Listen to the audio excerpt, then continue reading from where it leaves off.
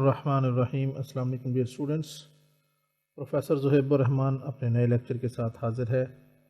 Students, हमने अपने गुज़िश्ता lecture से चैप्टर नंबर 5 बीएससी मैकेनिक्स का फ्रिक्शन स्टार्ट किया था और हमने इस सिलसिले में फ्रिक्शन के कुछ बेसिक्स कॉन्सेप्ट्स के बारे में पढ़ा था, जिसमें friction, force of friction, normal reaction और डिफरेंट टाइप्स ऑफ फ्रिक्शन के बारे में हमने स्टडी किया था। Different types of smooth bodies क्या होती हैं और रफ़ बॉडीज़ क्या होती हैं, ये इसके बारे में पढ़ा था। तो आज हम इंशाल्लाह आज के लेक्चर में हम कोन ऑफ फ्रिक्शन और कुछ लॉज ऑफ फ्रिक्शंस के बारे में पढ़ेंगे। तो इस तरीके से हमारा जो ये थ्योरी का पोर्शन है वो आज कंप्लीट हो जाएगा, क्योंकि इस चैप्टर की थ्योरी काफ़ी कम है और इतनी ही काफ़ी है। इसके बाद हम अपने नेक्स्ट लेक्चर से एग्जांपल्स स्टार्ट करेंगे। आइए स्टार्ट करते हैं। लेकिन अगर अभी तक आपने हमारे चैनल को सब्सक्राइब नहीं किया हुआ तो हमारे चैनल को सब्सक्राइब कर लें। तो ये मैं आपको अपने चैनल पे ले जाता हूँ। ये देखें, ये मेरा चैनल है बीएससी मैथ, और यहाँ पे आप देख सकते हैं अब तक 34% जो स्टूडेंट्स हैं उन्होंने इस चैनल को सब्सक्राइब किया है और 66% जो स्टूडेंट्स हैं उन्होंने सब्सक्राइब नहीं किया हुआ है। That is a bit discouraging for me. I request you all of you के इसमें 1 मिनट लगता है, प्लीज़ चैनल को सब्सक्राइब कर लें ताकि हमारी भी हौसला अफजाई हो सके। तो आइए आज का लेक्चर शुरू करते हैं। सबसे पहले हम पढ़ते हैं कोन ऑफ फ्रिक्शन के बारे में। तो फ़र्ज़ करें कि हमारे पास ये एक सरफेस है, ठीक है जी। ये कोई रफ़ सरफेस है, स्मूथ सरफेस नहीं है। और अगर रफ़ सरफेस है तो इसका मतलब है कि यहाँ पे फ्रिक्शन एग्जिस्ट करती होगी। तो यहाँ पे हम एक कोन ड्रॉ कर लेते हैं जो इस सरफेस के साथ टच कर रही है।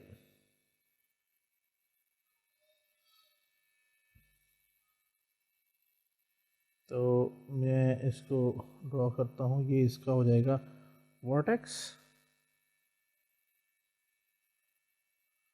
और फिर ये लाइन इसके इधर टच हो जाएगी और ये इसको इसके साथ हम मिला देते हैं। तो इस तरीके से ये हमारे पास क्या आ जाएगा, एक कोन आ गई। और अगर आप कहें तो इनको,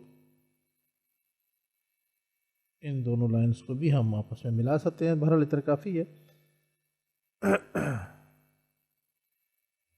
चलें इसको भी हम मिला देते हैं। ये हमारे पास एक कोन बन गई। ये जो पॉइंट है, ये point, this is point of contact. इसको हम O से डिनोट कर देते हैं। This is actually the vertex. ये वर्टेक्स है और यहाँ पे ये जो पॉइंट है ये पॉइंट ऑफ कांटेक्ट है। इस जगह पे कोन और इस रफ सरफेस के दरमियान फ्रिक्शन पैदा हो रही है। तो ये अगर सिंगल पॉइंट है तो फिर यहाँ पे जो इस पॉइंट में से ये जो स्ट्रेट लाइन पास करेगी उसको हम कहते हैं दैट इज़ टेंजेंट लाइन, ठीक है जी। तो ये हो जाता है हमारा टेंजेंट लाइन। और इस तरह जो फोर्स एक्ट करती है अलोंग दिस, उसको हम कहते हैं फोर्स ऑफ फ्रिक्शन। तो अब इस फोर्स ऑफ फ्रिक्शन के ऊपर, इसको मैं सेंटर में कर लेता हूँ। अब इस फोर्स ऑफ फ्रिक्शन के ऊपर ये जो परपेंडिकुलर लाइन आ रही है, हमने पढ़ा था अपने लास्ट लेक्चर में कि इस फोर्स ऑफ फ्रिक्शन के ऊपर, या दूसरे लफ्ज़ों में इस टेंजेंट लाइन के ऊपर जो ये परपेंडिकुलर लाइन ड्रॉ होती है, दिस इज़ कॉल्ड नॉर्मल। इसको हम क्या कहते हैं, इसको हम नॉर्मल कहते हैं, नॉर्मल। और इस केस में क्या हो जाएगा, नॉर्मल रिएक्शन। तो ये नॉर्मल रिएक्शन हो गया। ये वाली लाइन जो है ये नॉर्मल रिएक्शन है। इसको हम डिनोट कर देते हैं R से। ये जो लाइन आ रही है, ये तरफ से जो लाइन आ रही है, इनमें से अगर एक लाइन वो रिएक्टिव फोर्स है, यानी यहाँ पे वेट अपना एक्ट कर रही है, अपना रिएक्शन दिखा रही है इस सरफेस के ऊपर, रफ सरफेस के ऊपर, तो ये एक रिएक्टिव फोर्स हो जाएगी, ठीक है जी। एक्शन फोर्स भी कह सकते हैं, रिएक्शन फोर्स भी कह सकते हैं। एक्शन फोर्स और रिएक्टिव फोर्स, रिएक्शन फोर्स। इन दोनों में से ये एक चीज़ है। तो जो ये एंगल बनता है, ये हमने पढ़ा था, ये एंगल इन दोनों के दरमियान जिसको हम लैम्डा से शो कर देते हैं, उसे हम कहते हैं angle of friction. Angle of friction जो आर और आर नॉर्मल रिएक्शन और रिएक्शन फोर्स के दरमियान बनता है, उसे हम कहते हैं एंगल ऑफ फ्रिक्शन। यहाँ पे मैं लिख देता हूँ lambda is the angle between normal reaction and दूसरा क्या है, रिएक्शन फोर्स। और इसको हम क्या कहते हैं, एंगल ऑफ फ्रिक्शन भी बोलते हैं। ऐसी सूरत में अगर ये एक कोन इस तरह की शेप में आ जाए, अब कोन बाय डिफॉल्ट इसका जो एक्सिस होता है कोन का, ये कोन का क्या है, इसको हम एक्सिस भी कहते हैं, कोन का एक्सिस। तो ये कोन कोइंसाइड करता है इस नॉर्मल रिएक्शन के साथ, तो ऐसी कोन को फिर हम कहते हैं this is cone of friction, cone of friction कहते हैं।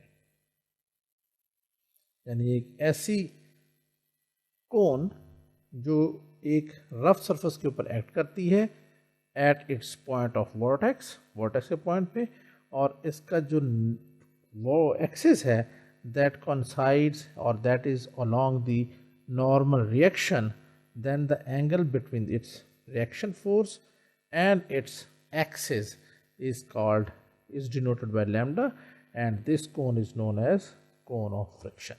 तो ये एक छोटा सा कॉन्सेप्ट था इसके बारे में। अब हम आगे चलते हैं और यहाँ पे हम कुछ लॉज के बारे में पढ़ते हैं। लॉज क्या हैं हमारे पास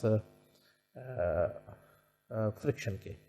जी जनाब, तो ये मैंने यहाँ पे कॉपी करके कुछ लॉज ऑलरेडी लिख दिए हुए हैं कि 5 लॉज हैं जो ज़्यादा इम्पोर्टेंट हैं और ज़्यादा आपको समझने की ज़रूरत है। ये लॉज जो है वो मैथमेटिकली प्रूव नहीं किए जाते। These laws can be proved experimentally और बाय ऑब्जर्वेशन। तो इसलिए आइए इनको डिस्कस करते हैं। The first law of friction says that the amount of friction is proportional to the normal force exerted between the surface. क्या मतलब, मिसाल के तौर पे ये एक सरफेस है और इसके ऊपर ये एक बॉडी पड़ी हुई है, ठीक है जी। तो ये इसका नॉर्मल रिएक्शन होगा,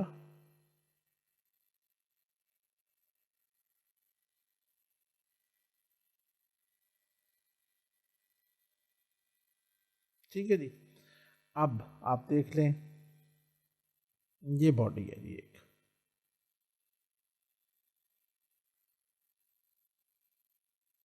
और लॉ क्या कहता है कि the amount of friction is proportional to the normal force. अब इसकी जो नॉर्मल फोर्स है वो ये है ये इसका समझ लें वेट है। तो प्रोपोर्शनल का क्या मतलब हुआ? प्रोपोर्शनल का मतलब है कि यहाँ पे ये जो फोर्स ऑफ फ्रिक्शन है, यहाँ पे this is force of friction. तो ये जो फोर्स ऑफ फ्रिक्शन है this is proportional to this normal reaction. F is proportional to normal reaction. और प्रोपोर्शनल पे नॉर्मल रिएक्शन वो मैं आपको फिर बताता हूँ।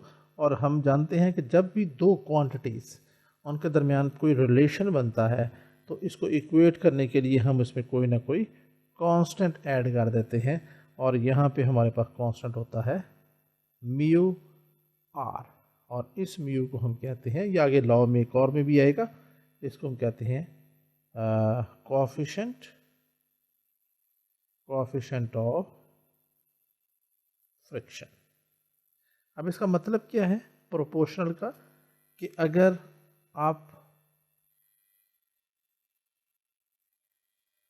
बॉक्स जो है इसका वेट है 10 kg,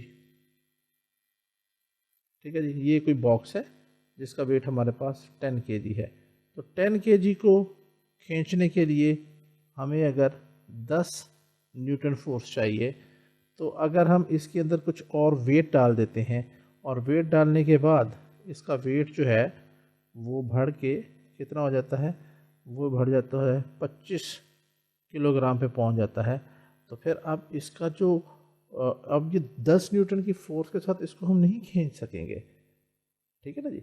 इसके लिए फिर क्या करना पड़ेगा, हो सकता है हमें इसके लिए 20 न्यूटन की फोर्स लगानी पड़ जाए। तो जैसे जैसे इसका नॉर्मल रिएक्शन बढ़ता जाएगा, जैसे जैसे इसका हुजम बढ़ता चला जाएगा, जैसे जैसे इसका वेट बढ़ता चला जाएगा, उसी तरह क्योंकि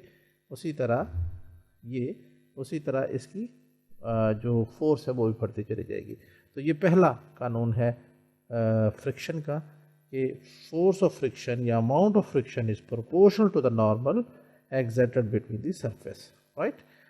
ये होप कि ये आपको क्वेश्चन समझ में आ गया होगा। दूसरा हमारे पास लॉ है कि although the friction force depends on the normal surface, the second law of friction says that friction force does not depend on the area of contact between the object and the surface।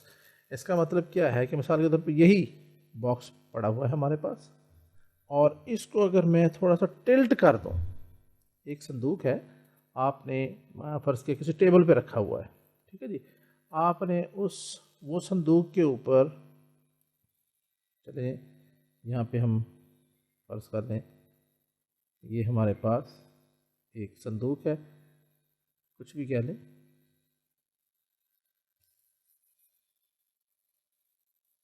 ये संदूक ने table बनाने की कोशिश की थी,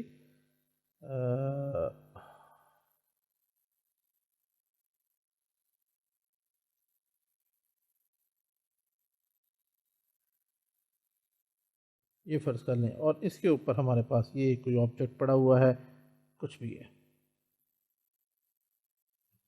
ठीक है जी। अब इसका नॉर्मल रिएक्शन क्या है, जो कि वेट की शक्ल में है, वो फर्ज कर लें कि 20 किलोग्राम के बराबर है।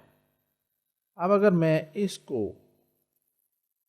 उल्टा दूं, किसी तरह ऐसे उल्टा दूं कि सिर्फ इसका ये एक कोना इस टेबल के ऊपर हो, ये पूरा, अभी तो ये पूरा इन टच है ना, ये सारा इसकी सरफेस जो है ये इस टेबल के ऊपर टच कर रही है, तब जाके इसका जो नॉर्मल रिएक्शन है दैट इज़ अराउंड 20 किलोग्राम।